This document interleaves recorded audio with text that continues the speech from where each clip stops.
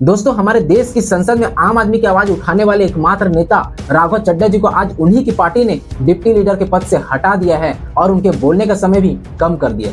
क्या आम जनता की समस्या के लिए आवाज उठाना गलत है? अगर आप भी मिडिल क्लास और लो क्लास से आते हैं तो इस वीडियो को पूरा जरूर देखना। अगर आपको भी नहीं पता कि उन्होंने आम जनता के कौन से मुद्दे को उठाया है तो मैं बताता हूँ। जोमेटो, स्विगी, ब्लिंकिट के 10 मिनट के अंदर डिलीवरी करने से सभी डिलीवरी बॉय परेशान थे। उनके इस दर्द को सिर्फ राघव जी ने ही समझा था।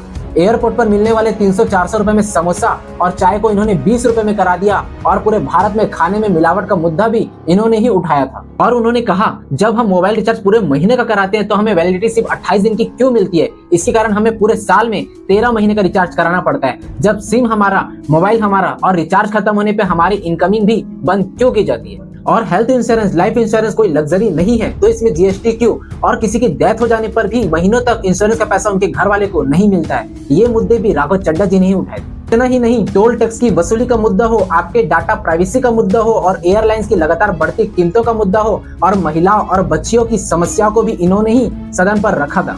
और ये लिस्ट यही खत्म नहीं होती है। उन्होंने मिनिमम अकाउंट बैलेंस के नाम पर बैंक जो चार्ज वसूल रही है उस पर भी इन्होंने ही बात की है। और सबसे बड़ा मुद्दा जिस पर आज तक कोई बात नहीं किया, आज कंटेंट क्रिएटर को लगातार कॉपीराइट स्ट्राइक मिल रही है, फेयर यूज होने के बाद भी उस पर भी सिर्फ इन्होंने ही बात की है। और उन्होंने एक ऐसी बात कही है, अगर हमें अपना नेता चुनने का अधिकार है, अगर वह सही से काम ना करे तो हमें उसे हटाने का अधिकार भी होना चाहिए। उसके लिए हमें 5 साल इंतजार ना करना पड़े।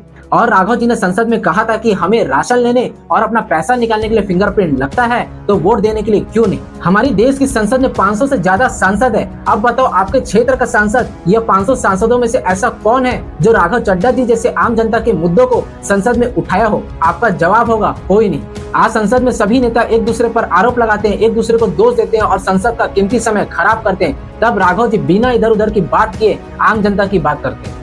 लेकिन आज उन्हीं की आम आदमी पार्टी ने उन्हें साइड कर दिया। इसको लेकर के देश का यूथ नाराज है। अब देश का यूथ राघव जी जैसा नेता चाहता है। आज राघव जी ने वीडियो पोस्ट पर कहा, मेरी खामोशी को मेरी हार मत समझ लेना, मैं वो दरिया हूं जो वक्त आने पर सैलाब बनता है। बाकी राघव जी के बारे में आप क्या कहना चाहोगे? कमेंट बॉक्स में जरूर बताइए। जय हिंद, जय भारत।